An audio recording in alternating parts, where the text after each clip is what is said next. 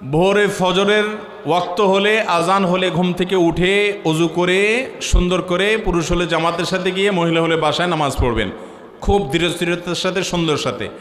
এরপরে ফজর নামাজের পর তিনি সকাল সন্ধ্যার দোয়াগুলো ফজর নামাজের পর অথবা আগে সময় থাকলে আগে সকালের দোয়াগুলো, সকাল সন্ধ্যার দোয়াগুলো পাঠ করবেন। সুযোগ থাকলে সূর্য ওঠার 15-20 মিনিট পর 2 রাকাত ইশরাক পড়বেন। এরপর তার কাজে কামে তিনি বের হয়ে যাবেন।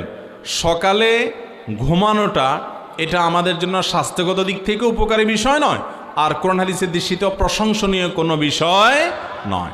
এরপরে কাজে কামে বের হবেন আল্লাহর নামে, বের হয়ে হালাল উপার্জন করবেন, হারাম উপার্জন করবেন না। কান দ্বারা হারাম জিনিস শুনবেন না, চোখ দ্বারা হারাম জিনিস দেখবেন না। চোখের হেফাজত করে হালাল উপার্জন করে জোহর ওয়াক্ত হলে আজান দিলে মসজিদে এসে পুরুষরা মহিলারা নিজ জায়গাতে কাজ সালাত আদায় করে নেবেন ফরজ। এরপর